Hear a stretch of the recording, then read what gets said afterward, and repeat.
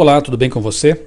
Começamos hoje a leitura de mais uma carta de Paulo, a carta aos Filipenses, portanto, aqueles que moravam na cidade de Filipos.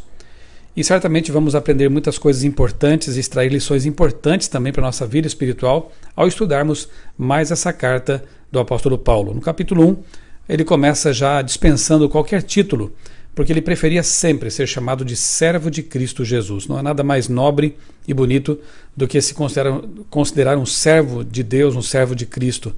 E ele saúda a igreja daquela forma tradicional, graça e paz. Aliás, se tivermos essas duas coisas, tudo mais será lucro em nossa vida.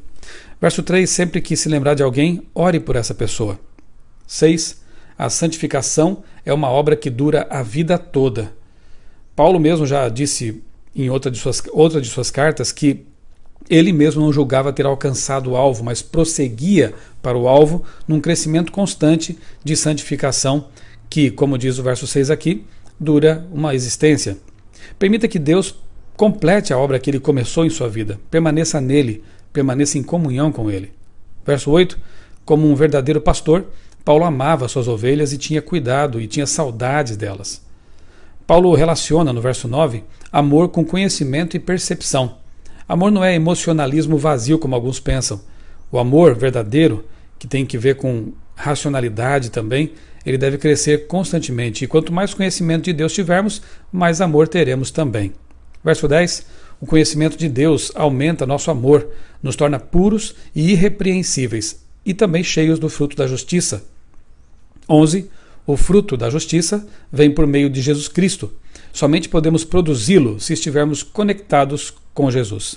O fruto que Jesus nos ajuda a produzir serve para glorificar a Deus, não a nós mesmos.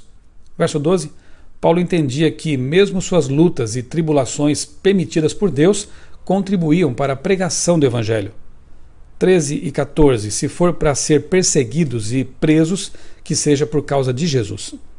15 e 17, infelizmente, há os que pregam o Evangelho por inveja, rivalidade e ambição egoísta, sem sinceridade, o que é um tremendo contrassenso. No verso 18 vemos que Paulo se alegrava mesmo assim, pois, de qualquer forma, o Evangelho estava sendo pregado. Pregadores hipócritas perderão a salvação, mas, por amor aos sinceros, Deus ainda usará a pregação dessas pessoas. Verso 20, quer em vida, quer pela morte, que Cristo seja engrandecido em nós, em nossa vida. 21. Paulo diz, para mim o viver é Cristo e o morrer é lucro. Essa é uma vida totalmente entregue a Deus.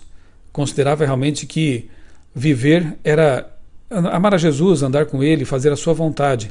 E que morrer, uma vez que morto, ele estaria inconsciente do tempo que transcorria e logo em seguida, na percepção dele, ele estaria com Jesus na ressurreição, realmente seria lucro.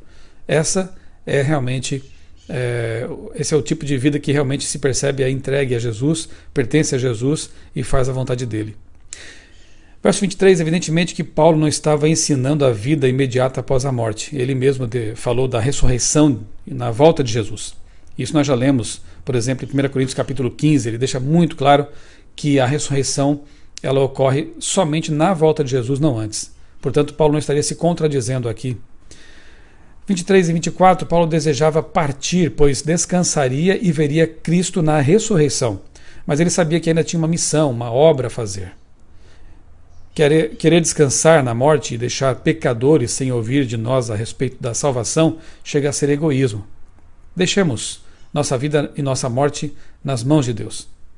Verso 27, não importa o que aconteça, sejamos cidadãos dignos do nome de cristãos. Paulo escreveu, permaneçam firmes num só espírito, lutando unânimes pela fé evangélica. Lutando unânimes. Quem promove a desunião na igreja enfraquece o exército e vai contra a vontade de Deus. Deus sempre luta por nossa unanimidade, pela unidade na igreja, e nós devemos fazer a mesma coisa. Finalmente, o verso 29, é um privilégio não apenas crer em Cristo, mas sofrer por Ele que tanto sofreu por nós. Eu sou o pastor Michelson Borges, desejo a você um dia muito abençoado na companhia de Jesus Cristo.